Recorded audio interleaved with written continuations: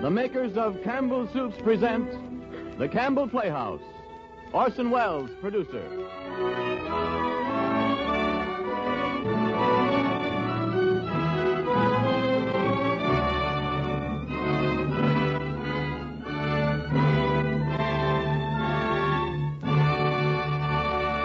Good evening. This is Orson Welles. For centuries, the heroes of our popular tales have been killers, outlaws, soldiers, knights in armor, warrior kings. Only recently, within the memory of most of you who are listening tonight, has the healer become a hero. The man who is skillful in making people whole instead of cutting them up. The man who strives to persevere life rather than to destroy it. Tonight's story is one of the first of the recent series of books, plays, and films about men of medicine. In 1930, its author, Mr. Sinclair Lewis, was awarded the Nobel Prize for Literature. 8 years ago, Arrowsmith was made into a motion picture. The star of that picture was Miss Helen Hayes. She is here tonight to play in the Campbell Playhouse the same role that she created on the screen. It would be an impertinence for me to attempt any sort of an introduction. One of the greatest and most versatile actresses of our time. And I needn't tell you how proud and happy my sponsor and I and all of us in the Campbell Playhouse are in having her with us tonight. But just now, I'd like you to hear a word from Ernest Chappell.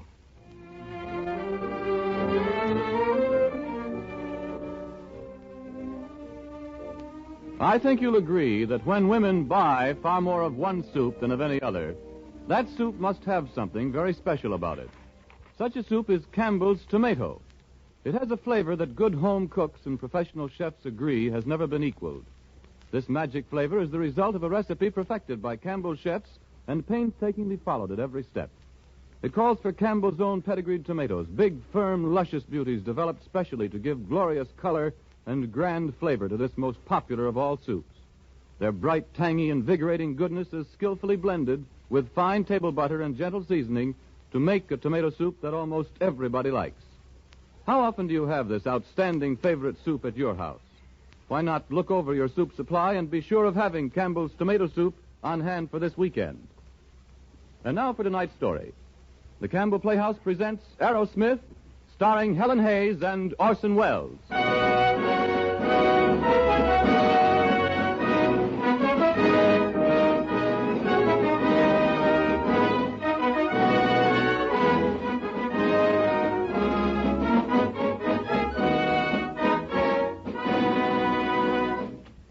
Dr. Martin Arrowsmith, in the name of His Majesty, King Gustav of Sweden, and on behalf of the honored members of the Nobel Prize Committee, it is my privilege to welcome you to the eminent fellowship of those who, in the realms of science, art, and literature, have rendered distinguished service to the preservation and betterment of humankind.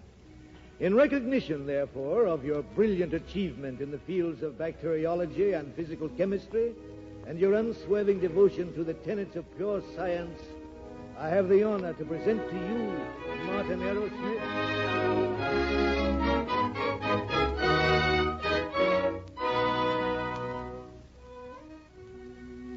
Martin Arrowsmith. That's my name.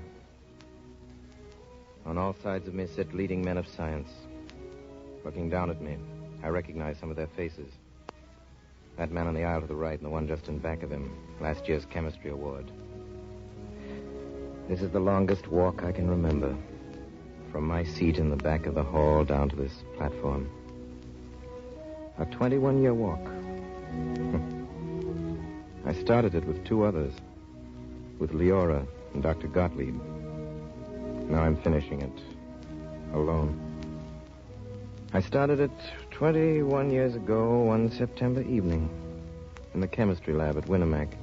Class stood very still, I remember, not too close, and the assistant was holding a guinea pig by its legs. Dr. Gottlieb dipped his hands in the bichloride solution and shook them a quick shake, fingers down, like the fingers of a pianist above the keys. He took a hypodermic needle from the instrument bath and lifted the test tube. You will note, I am sure, that in the bottom of the tumbler there was cotton to keep the tubes from being broken. I cannot advise breaking tubes of anthracite germs and afterwards getting the hands into the culture. You might merely get anthrax boils, or you might die a little young. I shall now inoculate the second guinea pig, and the class will be dismissed.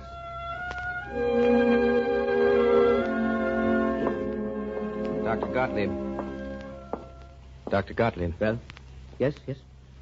Oh, Professor Gottlieb. My name is Arrowsmith, Martin Arrowsmith. I'm a medical freshman, Winnemac, VA. I'd like awfully to take bacteriology this fall instead of next year. See, I've had a lot of chemistry. No, it is not time for you. Oh, I know I could do it now, Professor. What you say your name is? Arrowsmith, sir. Well, Arrowsmith, have you taken physical chemistry? No, sir, but I did pretty well in organic. Organic chemistry, puzzle chemistry, stink chemistry, drugstore chemistry. Physical chemistry is power. It is exactness. It is life. But organic chemistry, that is a trade for pot washers. No, you are too young. Come back in a year, Arrowsmith. That year was a time of waiting.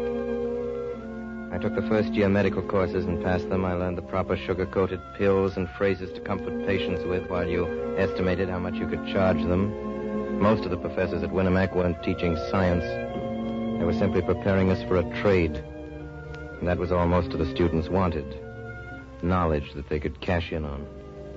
They didn't talk about saving lives, but about losing cases, losing dollars. My second year, I took Dr. Gottlieb's bacteriology course, and that winter I spent more time with guinea pigs, mice, and rats than with people. I lived in a world of test tubes, filled with watery serum or deadly bacilli of roaring Bunsen flames and steaming sterilizers. Hello, Arrowsmith. Oh, hello, Professor Gottlieb. You're working late tonight. Let me see your slide. Sure. Arrowsmith, you have craftsmanship. Thank you, sir. Oh, there is an art in science for a few. I see you already. And I watched you in the lab before. Let me see your notes. Yes, Doctor. Perhaps next thing you would like to try trypanosomes of sleeping sickness. Oh, yes, sir. I've been They're very, very interesting and very ticklish to handle. It's quite a nice disease. In some villages in Africa, 50% of the people have it. It is invariably fatal. Notes are not bad, but they can still be more complete. Arrowsmith, the most important part of living is not the living, but pondering upon it. And the most important part of experimentation is not doing the experiment, but making notes. Very accurate notes. Well, I'll try to do better with my notes, Professor. I want to do research like you, Professor Gottlieb. You've accomplished so much. The whole world knows what you've done. No, I have done nothing except be unpleasant to people that claim too much. But I have dreams of real discovery someday, and for that I need help. You see, Arrowsmith, not 5 times in 5 years do I have a student who understands craftsmanship and precision and maybe some peak of imagination in hypotheses. I think perhaps you may one day be such a student, and perhaps we can help each other, you and I. So, now it's midnight. I would be pleased if you should come to my room and have a little sandwich, Arrowsmith, and we can talk some more. Dr. Gottlieb appointed me as student laboratory assistant. I felt very important. One day, in April, I went over to the Zenith Hospital for a strain of bacillus from a patient. Can I help you? I'm Dr. Gottlieb's assistant. I'm looking for Dr. Swenson's patient, Ward D, number 17. The second floor, third door to the right. In the passage, there was a young probationer on her knees on the floor. Her yellow hair had fallen over her eyes, and her green and white uniform was as grubby as her pail of scrub water. Hey, would you walk over on this side, please? I'm still scrubbing over there. Nurse, I want to find Ward D. Do you? I do. I'm sorry to interrupt your work. It looks awfully important. Well, it isn't. The superintendent of nurses put me at scrubbing. We aren't ever supposed to scrub floors, you know, because she caught me smoking a cigarette. She's an old terror. If she found a child like you wandering around here, she'd drag you out by the ear. It was my impression that even probationers learn that the first duty of a nurse is to stand when addressing a doctor. I'd like to find Ward D to take a strain of a very dangerous microbe, and if you'll kindly direct me to... I'm sorry. I've been getting fresh again. I didn't mean to be rude. I was just... Scrubbing makes me bad-tempered. I'm sorry I hurt your feelings, but you do seem so young for a doctor. I'm not. I'm a medical student. I was showing off. So was I. Ouch, I'm so stiff. Yeah, let me help you. Thanks. Well, pretty hard, this training for nursing, I guess. Not so awful. But it's about as romantic as being a hired girl. That's what we call them in Dakota. I come from Dakota? I come from the most enterprising town in the entire state of North Dakota. Wheatsylvania, it's called. It has 362 inhabitants. Are you in the U Medical School? Yeah, I'm a junior in Mohalis. I'll bet you're good. I don't know. I'm not much of a medic, really. I like the lab side. I think I'll be a bacteriologist. I'm not much for the bedside manner. I'm glad you're not. You get it in here plenty. You ought to hear some of the doctors. That are the sweetest old pussies with their patients, the way they bawl out the nurses. But, lads, now they seem sort of real, what I've seen of them. I don't suppose you can bluff a bacteria. What is it, bacterium? No, they're... Say, what do they call you? Me? Oh, it's an idiotic name. Leora Tozer. What's the matter with Leora? It's fine. Do you really think so? Say, when you get away from the hospital for dinner, would you go out with me? Say, tonight? What? Please. All right. We'll go to the Grand. Oh, no, that's terribly expensive unless you're awfully rich. You aren't, are you? I'm not. Not just enough money to get through medical school, but I'd awfully like to show you... Let's go to the Bijou. It's a nice place, and it isn't expensive, and they got a funny machine there. When you drop nickels in, it plays brassy kind of tunes like a merry-go-round. Gee, I'm glad you're so crazy about your lab work, because, well, everybody was perfectly sane where I came from. I got awful tired of being crazy all alone.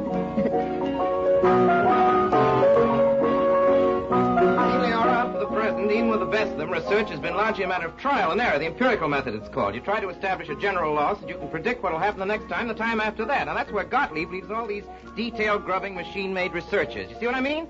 Yes, I think I do. Anyway, I get the way you feel about him. You don't have to shout so, you know. Oh, was I shouting? I didn't mean to.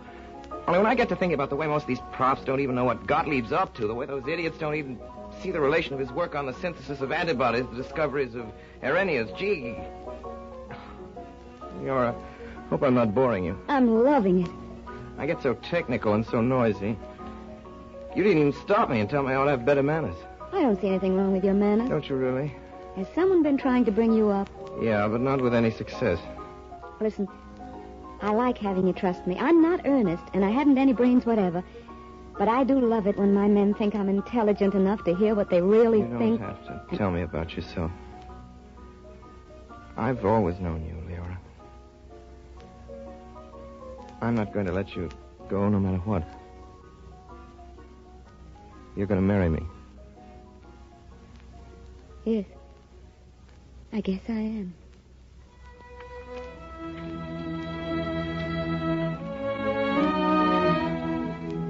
And at the end of my medical course, Leora and I were married at the City Hall, Zenith. You're mine now, darling. I warn you, it isn't going to be a bit of use of you ever looking at any other woman again. I'd tear her eyes out. Oh, you needn't think so well of yourself. I don't, Leora. You'll be happy with me because you can bully me. Because I'll tag after you the way no one else ever would. I'm stupid and ordinary. Oh, Leora. Oh, yes, I am. But I worship you. I know your work's more important than I am. Maybe more important than you are. More... Oh, Martin, I do love you so. We lived at Zenith Hospital. Or I did. She lived out of town. I saw her as often as I could, but I didn't go near Dr. Gottlieb. The old man never said anything, but I remember the way he shook his head when he looked over the notes on my last half-hearted experiment. And my duties as an intern kept me too busy to do much regretting. I saw Gottlieb once more before I left Zenith. One night I was off duty. Leora and I were walking home from the movies, and ahead of us the tall, stooped figure of a man appeared coming towards us slowly down the street, under the street lamp. I suddenly saw his face. Martin, you still remember me? Oh, Dr. Gottlieb. Of course I remember you. How is everything, Martin? Everything's fine. I mean, I'm getting along, I guess. Dr. Gottlieb, I want you to meet my wife. Mrs. Arrowsmith. Dr. Gottlieb, I'm glad to know you. Thank you. Your husband, he was a good chaser of little bugs. Sometime, Mrs. Arrowsmith, make him remember. Yes, Doctor, I will. Good night. Good night. Good night, Dr. Gottlieb. So that's your Dr. Gottlieb. Yeah. Say, Leora, how's he strike you? I think he's the greatest man I've ever seen. I don't know how I know, but he is. I wish we were going to see him again. He's the first man I ever laid eyes on that I'd leave you for, Martin, if he wanted me. He's like a sword. No, he's like a brain walking. Oh, and he looked so wretched. I wanted to cry. I'd black his shoes, Martin. Yeah. So would I, Leora. But we didn't see Dr. Gottlieb again before we left Zenith. Leora's family wanted us to come to their town in Dakota. When I'd finished my training, they offered to finance me while I started my practice. So soon after we arrived, they held a family council with Mrs. Tozer presiding. I have such a nice idea, Martin. Why can't we fix you up an office out in the barn? It'd be so handy to the house for you to get to meals on time. You could keep an eye on the house. A barn? I don't think you understand, Mother Tozer. Why, yes, the old harness room. It's partly sealed, and we could put in some nice tar paper or even beaver Mother Tozer, board. what the dickens do you think I'm planning to do? I'm not a hired man in a livery stable or a kid looking for a place to put his bird's eggs. I was thinking of opening an office as a physician. Yeah, but you aren't much of a physician yet. You're just getting your toes in. Darn good physician, Bert. Now, look here, Mart. As we're putting up the money, I don't want to be a tightwad, but after all, a dollar is a dollar. If we furnish the dough, we've got to decide the best way to spend it. Isn't that so, Pop? Look, Father, I want you to lend us $1,000 outright to use as we see fit. $1,000? We'll pay you 6%. No, we won't. We'll pay 5. That's enough. And mortgage is bringing 6, 7, and 8? 5's enough. And we want our own say, absolute, as to how we use it, to fix up an office or anything else. Now, Leo, you're crazy. I suppose we'll have to lend you some money, but you'll blame well come to us for it from time to time. And you'll blame well take our advice. Bertie. And the barn's plenty good enough. Bertie, I know what we'll do. You seem to have the barn in your brain. You move your old bank there, and Martin will take the bank building for his office. Now, that's entirely there's no different. sense to you two showing off and trying to be smart. Either you do what I say, just exactly what I say, or Martin and I take the first train back to Zenith, and I mean it. Plenty of places open from there with a big salary, so we won't have to be dependent on anybody. Well, now, Ori, don't take it that way. Well, do we get our $1,000, or do we go back to Zenith? Leora won out. I got my office. It was in a rickety building near the station. We nailed a new sign on the door. On it were gold letters. Martin Arrowsmith, M.D. Gee, Martin, it looks grand. And it's fun having a place all your own, isn't it? Yeah. I wish the patients would start coming in, though. I kind of expected a few of them today. You don't know this town. The farmers will watch that sign until the shine's all off, and then one of them will maybe have the courage to try the new doctor. Yeah, what am I going to do, just sit here and wait? Come over here, Martin. I'll show you what you're going to do. See this old box? Yeah. Well, here's an auger I swiped from home. You're going to bore holes in that box just big enough to hold test tubes, and I'm rigging up an oven contraption for a sterilizer. Leora, you figured all that out for me? No, not for you. For an old man who believes in you. My first patient had an ulcerated tooth. I pulled it. The second had run a fish hook in his finger. I cauterized the wound. Both patients lived. I expected a stream of patients from then on. I even made a first installment on a Ford car. Then I was awakened one morning at 3 o'clock. Martin, wake up. Quick, it's the telephone. All right, just a second. Hello? Hello? Yes, this is the doctor speaking. Henry Novak? Leopolis Road. Yeah. Let's see. Since last night? All right, I'll drive right over.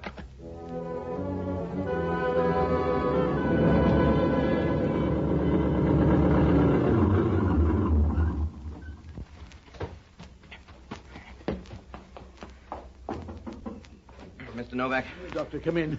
Yes, that's right. This way, Doctor. The little one is breathing Man, hot bad. water, Novak, quickly. Here, baby.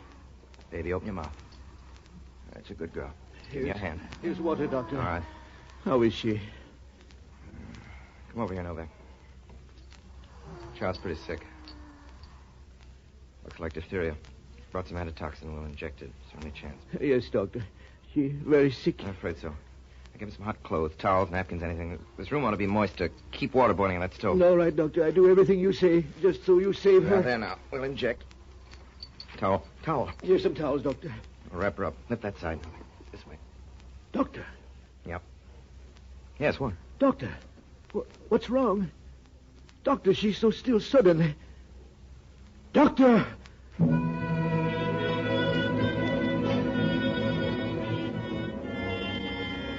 Leora, it was my fault. Martin, don't.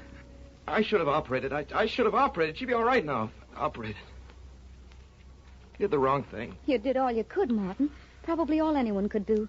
They called you too late that time. I'll never practice medicine again. I'll never practice. Stop saying those things. It'll be different in the morning. No, it's no use. I'm through. I'm no good. I can't face people in this town when they know about it. Through. Martin. I'm through. Martin, listen to me. Do you really think you're the only doctor that ever lost a patient? You did your best. Now get some sleep, Martin. Well, I did get over it. In a couple of years, I built up a pretty fair practice at Wheat, Sylvania. I became a director of Bert Tozer's bank. It was a good life in a way. In the summer, Leora and I drove over to Pony River for picnic suppers and for swimming. In autumn, there was duck hunting. In winter, sleigh rides and socials. Then one day, my 4th year there, Sundelius, the great scientist and plague fighter, came to Minneapolis to lecture, and I made the 60-mile trip to hear him. After the lecture, I waited to talk to him. There were things I wanted to ask him. He invited me to a beer garden. How did they like my lecture? Well, they liked it fine, Dr. Sundelius. Oh, it's so hot tonight. I've been lecturing 9 times a week. Des Moines, Fort George, La Crosse, Elgin, and... I forget. Was it all right, really? Oh, honestly, I've never enjoyed anything so much in my life. Arrowsmith, they hated my lecture, but you make me feel like a prophet. Come, have another drink. All right. As a hygienist, I warn on alcohol. In excessive quantities, it's almost as bad as ice cream soda. But as one who's fond of talking, I find a nice long glass of lager a great solvent for human idiocy. Remember that. Now then, my friend, what do you wish to know? I'll tell you, Doctor, I'd like you to tell me, they have city health bureaus in Europe? They do. They are only less ineffectual than our own. See that girl at the table over there? Yes. What about it? What ankles, what shoulders. And... This is good beer, Arrowsmith. Have some more. Lecturing. Such nonsense. I would give it up. I'm wearing dress clothes on a night like this, too. Doctor, do you know Dr. Gottlieb? Gottlieb? I should say I know him. He is now at the Institute of McGurk. Gottlieb has done some great experiments, great. Gottlieb would not sit here bawling like me, no. Gottlieb sits home and works. Makes me look like a circus clown. He shows me what a fool I am. He is the spirit of science. He is the leader in our fight to push diseases off the earth. You wanted me to work with him once. Yeah, I guess that's what I should have done. Not just tinker at a lot of worn-out bodies. Someday, my dear young fellow, instead of peddling pills, maybe you will follow me or Gottlieb. It is one and the same. We scientists, we must work together to make a new world. A good world for men to live in. Hey, waiter, bring another beer. That winter, I did some experiments on the relation of hemolysin production to the age of culture. My findings were published in the Journal of Infectious Diseases, and then things began to change for me in Wheat, Sylvania. An epidemic of blackleg broke out among the cattle in Crimson County, and the state veterinarian had been called, but the disease was spreading. With Leora's help, I made a new vaccine in my homemade lab. I injected cattle without charge, and the disease stopped. The veterinaries sent in a complaint to the State Board of Health reporting my interference, and then I discovered that a farmer's wife was a typhoid carrier in a section where the disease was prevalent, and I demanded that she be quarantined, and the community rose up in arms about it. A meeting was held demanding my removal, but the quarantine was enforced, and the typhoid, of course, disappeared. Then I made the mistake that finished me in Wheat, Sylvania. 2 farmers' children fell ill. I diagnosed their cases as smallpox and demanded several vaccinations throughout the county. Cases turned out to be chicken pox. After that, life became impossible. In August, Leora and I went to the county fair, I remember. On the fairgrounds, I seemed to cause more interest among the farmers than any of the exhibits. Hey, Doc, come on over and see my melons. They grow back from your smallpox. Well, Mrs. Arrowsmith, how are you today? Got a pimple on my chin, Doc. What is it, smallpox? Now, take it out plaguing the doctor. Yeah, I expect he's got plague enough. Ain't had more smallpox cases lately, have you, Doc? Yeah, what's the latest figures on that smallpox epidemic you discovered, huh? Here, Mrs. Arrowsmith, the embroidery work. Well, you sure go in for fancy diseases, Doc. You ain't found any cholera, have you?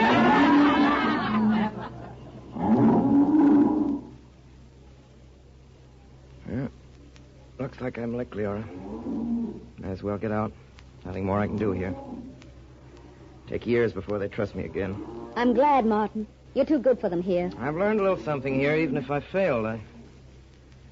Yeah, I guess I don't know how to handle people, that's all. I could stick it on, I would. Except that life's short, and I think I'm a good worker in some ways. Gottlieb saw it.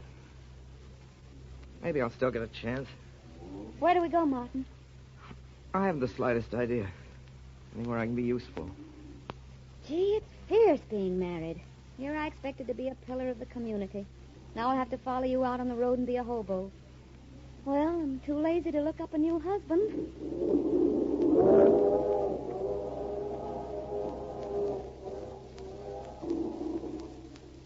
Martin. Yeah? Remember that oath Dr. Gottlieb gave you? The first night we were together, you told it to me. Say it again, Martin. Now. All right, I'll try. I don't know if I can remember it. Sina. God give me unclouded eyes and freedom from hate. God give me quiet and relentless anger against all pretense and all pretentious work and all work left slack and unfinished. God give me a restlessness whereby I may neither sleep nor accept praise till my observed results equal my calculated results, or in pious glee I discover and assault my error. God give me strength not to trust in God.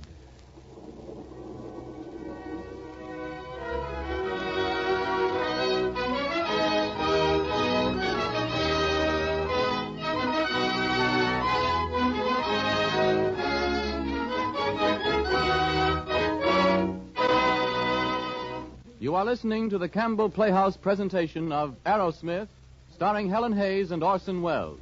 This is the Columbia Broadcasting System.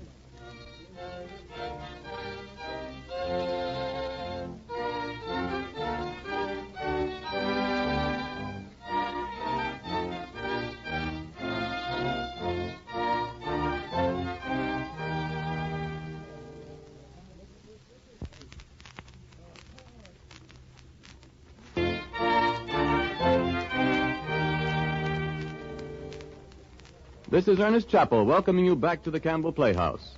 In a moment or two, we will resume our presentation of Arrowsmith by Sinclair Lewis, starring Helen Hayes and Orson Welles. This is a play about doctors, and the doctor is one servant of humanity we all know and respect, and in our varying ways, appreciate. Of course, Dr. Arrowsmith is a research man, and the doctor you and I know best is a general practitioner, a family doctor. But both of them work for the greater health and happiness of humanity, one in his laboratory, the other right here in our homes. The family doctor keeps a vigilant eye on the welfare of our children, advises us on their sleep and exercise and their diet. Most doctors, for instance, agree that every boy or girl should have at least a quart of milk each day. In this connection, I'd like to tell you of a pleasant and practical way to give your children more milk. Have cream soups frequently. Nearly every youngster is fond of soup, especially such favorites as Campbell's tomato, or pea, or celery, or asparagus. Simply make them extra nourishing by adding good, wholesome milk instead of water. I'm sure it'll do your heart good to see how children go for any of them, because you know they are getting the good food value of soup and the high nutritional benefits of milk. Let me repeat the soups I mentioned before. Campbell's tomato soup, Campbell's pea soup, Campbell's celery soup, Campbell's asparagus soup. I wish I had the time to describe each of them to you, but I urge you to serve them and find out for yourself how good they are. And remember, when combined with milk, each of them becomes still more nourishing. And now we resume our Campbell Playhouse presentation of Arrowsmith, starring Helen Hayes and Orson Welles.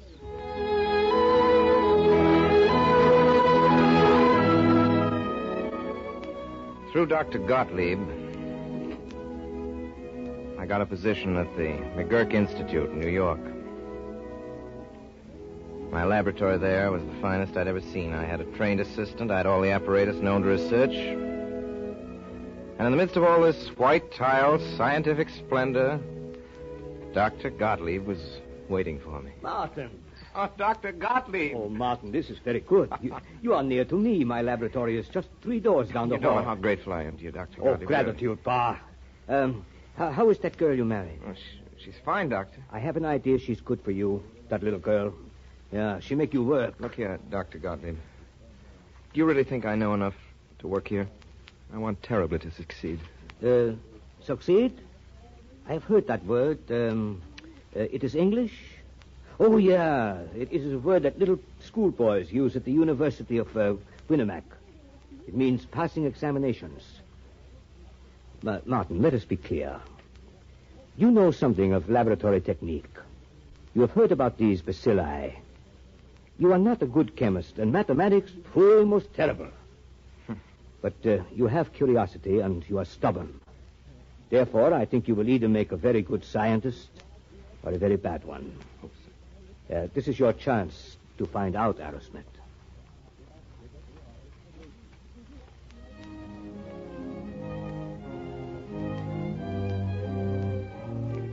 I went to work that year trying to produce a more effective antitoxin for treatment of tropical diseases. I fumbled at first. I made vast experiments with no results. I tried again. Day after day, week after week. Once, for a few hours, I thought I'd found something. Martin, you're home early. Yeah, guess I am. I haven't your supper ready, but I'll make it right away. You'll probably want to get back in a hurry, huh? No, I'm not going back to the lab. Not tonight, Leora. Tell you what, let's go out to dinner in the movies or something, huh? Martin, what's the matter? Do you suddenly feel that you had to entertain me? I don't want to go back to the lab. I don't know if I ever want to go back. But, Martin, your experiment. Today I thought I'd made some progress. I took my notes to Dr. Gottlieb. He showed me my mistake. Leora, I'm tired out. In 8 months here at McGurk, I've done nothing. I haven't been worth my keep. Has the director said anything to you? No. Has Dr. Gottlieb? No, they're all kind and patient, but Leora, they expect me to accomplish something. But you have, Martin. Your antitoxin. You've almost got it. Yes, almost. But you can't inoculate people with a serum that's almost right. I can't just go on forever experimenting and failing every time. I'm beginning to think I've got the habit of failing. Martin, listen to me. You put that coat back on. What? I'm not cooking supper tonight, and I'm not going out to eat with you. You'll go right back to that lab and keep trailing after those little bugs. And you're going to forget about me like you usually do. And when you come home at midnight, there'll be a plate of sandwiches on the table here. And then if you've been real good, you can go to bed. Now go on. Put on your coat. It was that night I noticed a curious thing. Almost under my eyes, a flask of cloudy bacteria suddenly cleared. Some unknown organism had destroyed the germs in my culture. So I spent 5 days and 5 nights in the lab, and Leora slipped in with sandwiches and coffee and then slipped out again unnoticed. And on the evening of the 5th day, I isolated the germ killers. I called it the X principle. I went out, got drunk.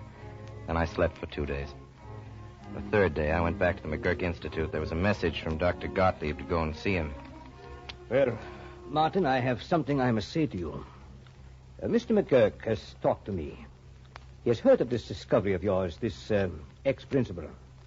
He's very happy. He wishes to establish you here for you a new department of pathology with you as head. What shall I do, Dr. Gottlieb? Shall I accept? No, Martin, I don't think you will. Why not? Shouldn't I? Something sort of bad, well, perhaps not altogether bad, has happened. Bad? Well, what is it? Oh, in a way, it is a pity, Martin, what I have to tell you. You are not the discoverer of the X principle. What? Someone else has done it. They have not. I've searched all literature, and except for Bernstein, not one person has even... Good Lord, Dr. Gottlieb, you mean that all I've done all these months has just been wasted? And I'm a fool. Well, anyway, Dubois of the Pasteur Institute has just now published in the Compte Rendu this report. It is your X principle absolute. Only he calls it bacteriophage. Lord, maybe I ought to care, but... Of course, you could claim to be co-discoverer and spend the rest of your life fighting to get recognized, or you could forget it and write a nice letter congratulating Dubois and go back to work. I'll go back to work. Nothing else to do. I guess McGurk will chuck the new department now. Oh, yeah, there's no doubt. I'll have time to finish my research. Maybe I'll Get some points that Dubois hasn't hit on, and I'll publish it to corroborate him. Confound him. Give me the report, Doctor. I suppose now you're glad that I'm saved from being a success. Well, I ought to be. It is a sin against my religion that I am not. But I am getting old, and you are my friend. I am sorry that you are not to have the fun of being pretentious and successful for a while. Martin, it is nice that you will cooperate, Dubois. That is science. To work and not to care too much if somebody else gets the credit. So now I threw myself into the task of making a serum to combat all kinds of diseases. I immunized rabbits against pneumonia and found that the immunity spread to other rabbits. Then I injected rats with deadly bubonic germs and produced an immunity to the plague. And my lab became known as the pest house. I practically lived in it. Then one day a visitor came to the institute. What? Sundelius. How are you, my boy? I haven't seen you since... Oh, that night we drank so much lager, huh? I remember. I had to carry you to the hotel. Well, Doctor, I had a notion it was the other way around. Yeah? No matter. We help each other, huh? Well, what did I tell you, Arrowsmith? You belong in such a place as this, chasing diseases off the earth. They tell me you've made a fine serum. I'm still making it. How would you like me to help you, Martin? You mean? Oh, no. Not here in the laboratory. In the big laboratory, the world. Place where we fight the plagues like bubonic. It's now in the island of St. Hubert.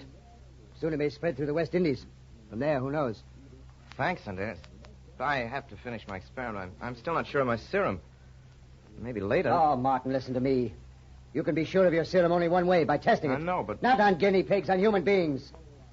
My boy.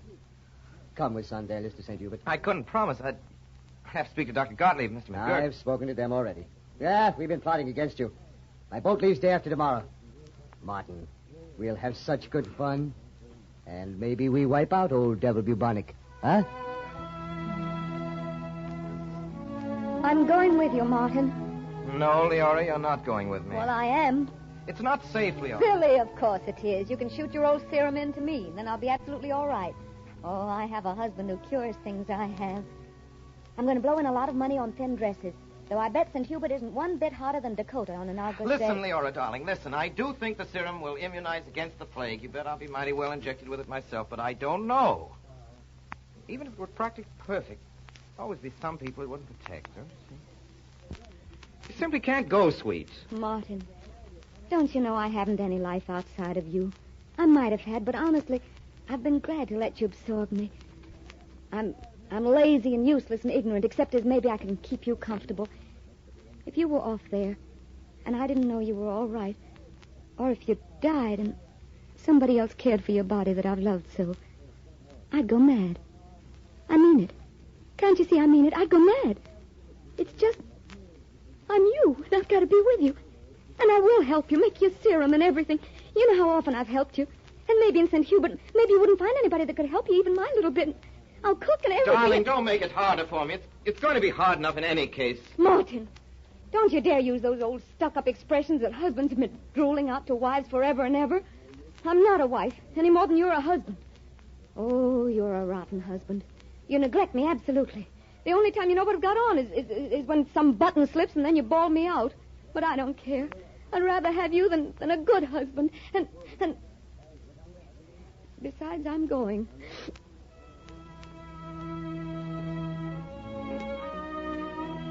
Dr. Gottlieb. Yeah? Who is it? It's me, Dr. Gottlieb. I've come to say goodbye. Goodbye? Yeah. Oh, that has such a final sound. But perhaps you're right. Perhaps we don't see each other again. Arrowsmith, I am growing old and I have my worries.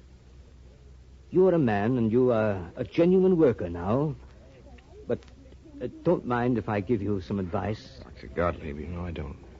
Be sure you don't let anything, not even your own kind heart, spoil your experiment at St. Hubert. Remember to use the serum with only half your patients and keep the others as controls under normal hygienic conditions, but without the serum. Pay no attention to what Sundelius says. He is a great man, but he is not a scientist. So many men, Martin, are kind and neighborly. So few have added to knowledge. You have the chance. You may be the man that ends all plague. You must have pity, but not for those you see dying. You must have pity for generation after generation yet to come. That is your work, Martin. And whatever God there is, may he bless you. I promise to do what you say, Doctor. Yeah, maybe old Gottlieb will have help, too, maybe.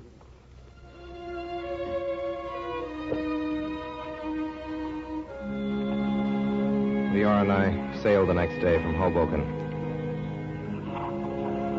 Very late one night, 10 days later, our ship dropped anchor in the harbor of St. Hubert. The island was quarantined, so no one was taken on board. Sondelius, Leora, and I stood alone on the deck. On shore, we spied a few lights. One appeared to be moving toward us, but most of the town was dark. Dark and still. Hey there! Ahoy there! Northern Guard Commission? Yeah? Right. We're ready to take you ashore. I'll come up and give you a hand. Thanks. You're the port doctor? No, not exactly. I'm Dr. Stokes of St. Swithin's Parish. We're all of us almost everything nowadays. The port doctor died a couple of days ago. How many bubonic cases you got now? Lord knows. Maybe 1,000. 10 million rats. So sleepy. Well, we better be going ashore. Here, I'll help you with your bags.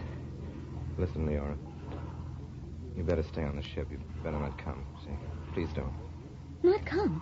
And me, the secretary and technical assistant of the McGurk Commission? Oh. Martin. Yes, darling. Oh, gosh, I'm scared blue. The next morning, we awoke in a bungalow at the edge of the town. Port doctor had lived there, but he went out one morning and never came back. After breakfast, we walked down a silent street. House shutters were closed. There was a crying woman and a bewildered child. I remember following an open wagon on which were heaped a dozen stiff bodies. That afternoon, I started to inject, as Gottlieb had instructed me, every other man. Sondelius strapped his wrists, put on high boots, and made ready for his rat crusade. Today, my friends, I'm Sondelius, Captain General of Rat Killers. If there were no rats, there'd be no bugs carrying bubonic. But I fix them. Good. I just walk into a place and the rats say, here's that old Uncle Gustav. Well, what's the use? And they turn up their toes and die. Well, goodbye. Hey, Gustav. Yeah? What is it? You're not going out, Gustav, until you've had an injection of germ. Come on over here. No, Martin. Not until you give up your experiment. Promise to inject all of these people. Every one of them. I know what Gottlieb told you. Refuse to inoculate part of the people, use them for controls, for guinea pigs. Pay no attention to that wild man Sondelius. He's no scientist. I say to Gottlieb, humanity is more important than science. Science is for humanity, Gustav, for all humanity, not just these people here. Please, Sondelius, do as Martin says. No, Leora. I'll do anything for you, but not that. Well, goodbye, children. I now go out to fight the rats. I shall break all the laws of property. I shall set fire to warehouses. I shall even burn villages. I shall drive out the rats from their hiding places. Then I shall have my fun. I shall slaughter rats with clubs. I'll shoot them with guns, poison them with gas, and then when I come back, we drink and we celebrate. A week later, we found Sondelius. He was lying on the ground. His eyes bloodshot. Yeah. They had a fine time with the rats here at Carib. Yeah, you like my new village. Gustav, what's the trouble? Huh? Your eyes, you must have a fever. I think it's got me. Some flea got me.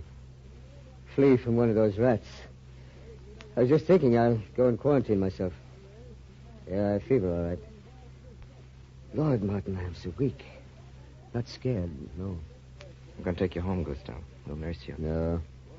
I have isolated so many, it is my turn. Martin, Gottlieb is right about these jests of the gods. The best one is the tropics. Gods planned them so beautifully. Flowers and sea and mountains. They made the fruit to grow so well that man need not work, and then they laughed and stuck in volcanoes and snakes and damp heat and the plague. The nastiest trick they ever played on man was inventing the flea. Better save your strength, Gustav. I'm going to pull you through. I'm going to give you a serum right now. Just time you can't stop me. Martin, do not try to fool me. It's too late for serum, too late for anything.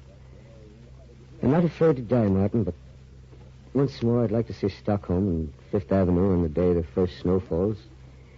And Holy Week at Seville, and one good last drunk, huh? I'm very peaceful, Martin. It hurts some, but life was a good game. Martin. Yeah? Give these poor people a serum. Save all of them. Come on, Martin. Do as I say. Sandelius became delirious. Early next morning, he died. From that day, I injected everybody who wanted my serum. I threw away my notes. I injected as fast as I could, day and night. The plague gradually diminished, and the first boat was scheduled to clear quarantine in a few days. My work was almost over. We watched the ship dock from the porch of our bungalow. Martin, Dr. Stokes was here today. Was he? Yes, there are some new cases at St. Swithin's. He believes it's spreading up there. I'll leave him a supply of serum before we go. Go? When are we going? The Arrow done all we could in St. Hubert. Yes. We've done everything but what we came down here to do. Oh, please, dear, don't bring that up again. Please, I couldn't after. You know why? And what are you going to tell Dr. Gottlieb? That you failed him? That's true, isn't it? The fact that the plague diminished as soon as I began injecting the serum proves... Proves nothing, Martin. You know that. Perhaps the epidemic stopped of its own accord. You don't know, and you'll never know until you go through with the experiment. And your last chance is St. Swithin's. Darling, let me go with you. Let me help with the injection and keeping your notes. Please, Martin. Let's finish our job.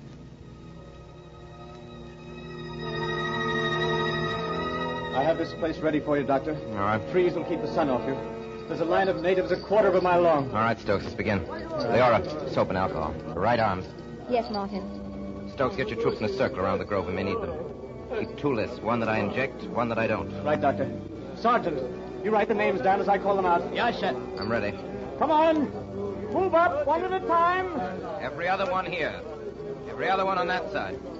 Your right arm there. Now the doctor... That's it. No, hold still. Oh! They're not sick.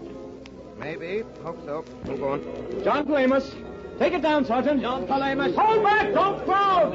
No changing faces, just as you are! Get your ear, Dr. Stokes. Obey orders! Back there! I'll shoot the first man who gets out of line. Now move out one at a time.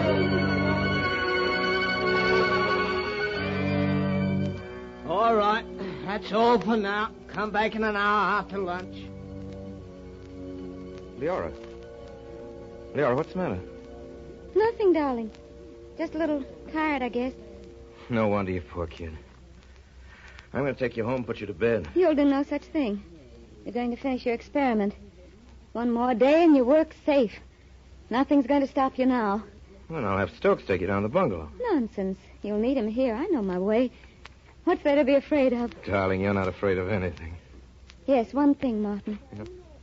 I'd be afraid if anything happened to this experiment. It's so near. And it's our big chance, darling. It's everything we've been working towards. It's our whole lives.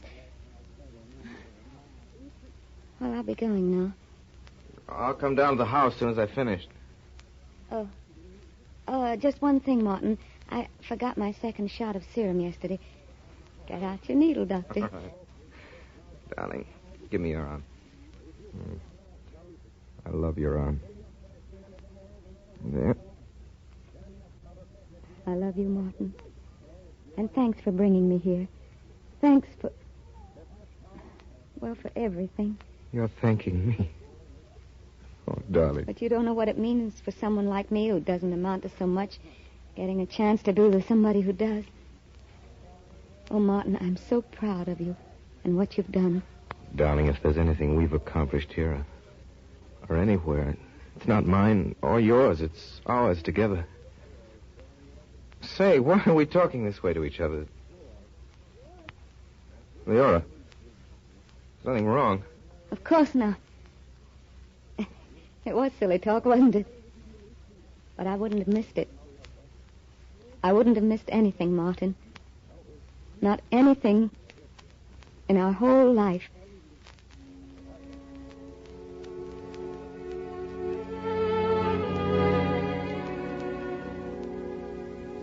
That night, I injected the last native, collected my notes, and Stokes drove me back to the bungalow. On the bed across the folds of torn mosquito netting, I found Leora's body, very frail and very still. I talked to her. I told her everything. I don't know what I said. And that evening I dug a deep pit in the garden and carried her there. A high and windy garden looking toward the sea. I don't remember how I left the island, how I got back to New York, how my notes got published, how I got started working again. I don't remember. And now, I'm standing in this great hall, and I have a scroll of parchment in my hand. I know that the world has just honored my work, and that this is the loneliest day of my life.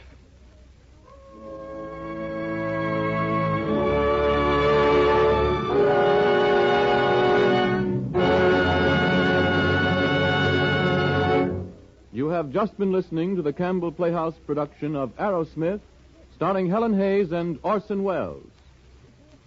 And here he is, Orson Welles. Ladies and gentlemen, the road.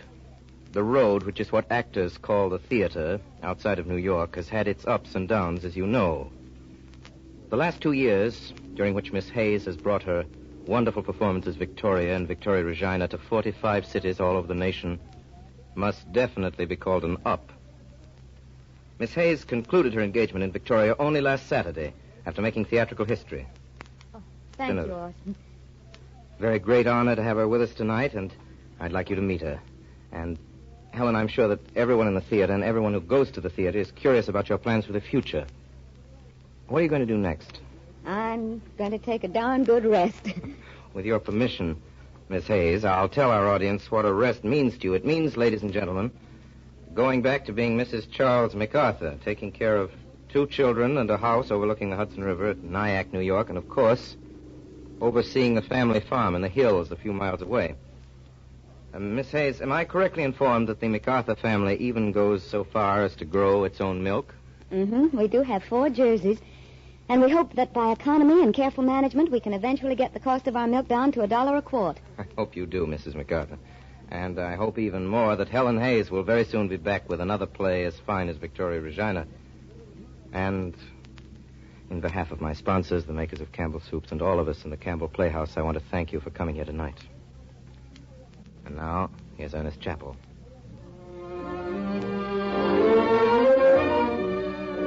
In a moment or two, Orson Welles will bring us news of next week's story. A little while ago, I spoke of the excellent flavor of Campbell's tomato soup. It is this flavor that has made tomato soup the most popular soup in all the world, more often served and eaten than any other. It is this flavor, too, that accounts for the fact that tomato soup is seldom made at home. You see, the delicious taste of Campbell's tomato soup is so widely known, so well liked, that women have come to feel that making tomato soup at home is a task that they can dispense with. Indeed, women everywhere concede that they cannot match the superb flavor of Campbell's tomato soup. So whether you make soup at home or not, here's one soup you should buy and keep on hand. Your family will like Campbell's tomato soup, and the chances are they'll like to have it often. They'll delight in the sunny, glowing red of it, the racy aroma that steams up from the plate, the smooth texture and fine taste of each spoonful, first to last. Why don't you and your family enjoy this great soup this weekend? Put it on tomorrow's grocery list. Campbell's tomato soup.